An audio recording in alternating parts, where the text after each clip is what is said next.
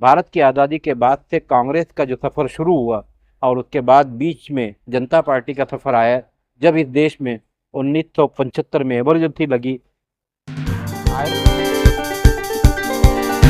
कहावतें तो हमारे देश और दुनिया में बहुत हैं। किसी ने क्या खूब कहा था कि ब्रिटेन यानी हुकूमत बरतानिया का सूरज कभी डूबता नहीं था, मगर दूसरी जंग अजीम के बाद डूबा। ये सच है और 100% सच है कि सूरज निकलता है तो डूबता भी है। जैसे भारत की आज़ादी के बाद कांग्रेस का सूरज निकला था मगर डूबने में वक्त लगा, ठीक उसी तरह से भारतीय जनता पार्टी का भी सूरज निकला, डूबने में वक्त तो लगेगा, क्योंकि सूरज का काम निकलना और डूबना ही है। इस बीच जो घटनाएं होती हैं, इस वक्त जब मैं ये वीडियो बना रहा हूँ तो ये वही वक्त रहा है करीब करीब, जब हुकूमत बरतानिया के लोग भारतीय नेताओं के साथ बैठकर इस मुल्क की, जिसे पूरी दुनिया हिंदुस्तान, भारत और इंडिया के नाम से जानती है, आज़ादी का ऐलान करने वाले थे। साथ ही इसी का एक टुकड़ा पाकिस्तान के नाम से आज़ाद पाकिस्तान का ऐलान होना था। कायदे आज़म मोहम्मद अली जिन्ना का आखिरी दौर जब वो बीमार हुए, जब उनकी एम्बुलेंस उनको लेकर एक ठिकाने से दूसरे ठिकाने पर जा रही थी, रास्ते में पेट्रोल खत्म हो जाने के कारण वक्त से दूसरी गाड़ी नहीं मिली और कायदे आज़म मोहम्मद अली जिन्ना की उसी एम्बुलेंस में मौत हो गई थी। बहरहाल, बात 15 अगस्त 2026 की कर लेते हैं।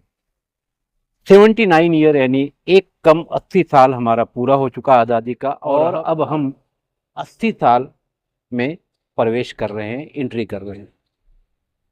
कांग्रेस ने क्या किया आज़ादी के बाद, वो सारी बातें दूर कीजिए, मगर भारतीय जनता पार्टी की सरकार आने के बाद, नरेंद्र मोदी के प्रधानमंत्री के पद पर आने के बाद जो भारत की हालत हुई है, भारत की संपत्तियां सरकारी गैर सरकारी एक के बाद एक बिक रही हैं, लोग बेरोजगार हो रहे हैं, छात्र रास्तों पर आ रहे हैं, लोग झंडा लेकर चलने का प्रयास कर रहे हैं मगर उसमें लगा हुआ डंडा छात्राओं के सर पर पड़ा, छात्र छात्राएं रास्ते पर गिरे, जंतर मंतर उसका गवाह बना।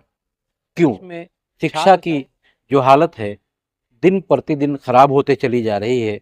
यहाँ तक कि लोगों ने नारा लगा दिया कि शिक्षा की जो व्यवस्था है उसमें बदलाव लाने के लिए केंद्रीय शिक्षा मंत्री का इस्तीफा देना ज़रूरी है।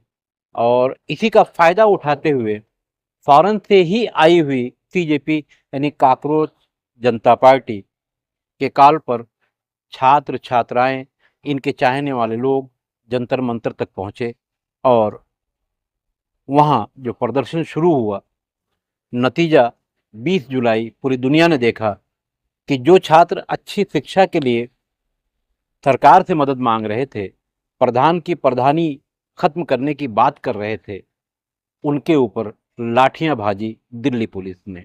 यहाँ तक कि छात्रों को तो पीटा ठीक है, छात्राओं को भी नहीं छोड़ा और छात्राओं के साथ छेड़छाड़ तक हो गई। बहरहाल, सीजेपी के इस प्रोटेस्ट ने एक प्रधान की प्रधानी तो ले ली, मगर सवाल एक बार फिर वही है कि क्या आने वाले दिनों में शिक्षा में सुधार होगा। दिल बहुत कहता है कि हम भी तिरंगा उठाएं अपने हाथों में, मगर तिरंगे में लगा हुआ वो जो डंडा है इस देश में, उसी डंडे के साथ लोगों की आवाज़ों को दबाया जा रहा है। हिंदुस्तानी मुसलमानों को एक किनारे कर दिया गया, साथ ही जो लोग आवाज़ उठाने वाले हैं उन्हें भी सरकार ने उठाकर जेलों में ठूसने का जो काम रखा है, तो अब समझ के बाहर है कि 80 साल अब शुरू हो चुका है, तो अब क्या होगा। भारत का विकास होना चाहिए, मगर भारत की आज़ादी के बाद से कांग्रेस का जो सफ़र शुरू हुआ और उसके बाद बीच में जनता पार्टी का सफ़र आया, जब इस देश में 1975 में इमरजेंसी लगी, आयरन लेडी इंदिरा गांधी ने ये इमरजेंसी लगाई थी, वो उस वक्त प्रधानमंत्री थी, मगर रात में जब उनको पता चला कि इलाहाबाद हाई कोर्ट से कल वो हार जाएंगी, तो रात में उन्होंने इमरजेंसी भी लगाई थी। उसके बाद दिन बदलते रहे, सरकारें बदलती रहीं, मगर इस देश में ना तो छात्र छात्राओं के हालात बदल रहे हैं, ना आम इंसान का रोजी रोजगार बढ़ रहा है, और सरकारें सिर्फ और सिर्फ नारा लगा रही हैं सबका साथ सबका विकास। मगर इसका उलट अगर आप देखें तो सबका साथ तो है ही नहीं, सबका विनाश ही है। मगर सत्ता में हर दौर में जो लोग कुर्सियों पर रहे हैं, उनके चाहने वाले कुछ ऐसे उद्योगपति भी उनके पीछे रहे हैं, जिनकी बदौलत ये सत्ता में पहुंचे और बाद में सत्ता की कुर्सी पर बैठकर उन्हीं का समर्थन किया। महाराष्ट्र का एक वो नाम जिसे लोग अन्ना हजारे के नाम से जानते हैं, आज रालेगंज सिद्धि में वो बैठे हुए हैं। ये वही अन्ना हजारे हैं जिन्होंने कांग्रेस के विरोध में अभियान चलाया दिल्ली के रामलीला मैदान में।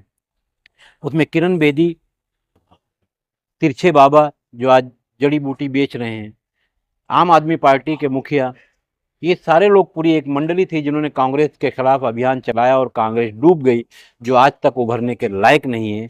मगर अभियान चलाने वाले अपनी अपनी जगहों पर पहुंचकर पावर बनाकर आज देश में कहीं ना कहीं पीछे से या सामने से राजनीति कर रहे हैं। मगर देश का युवा भटक रहा है। देश का युवा भटकना इस देश की समस्याओं को और भटकाना खतरनाक है। मैं सुल्तान कुरैशी के साथ खान फखर।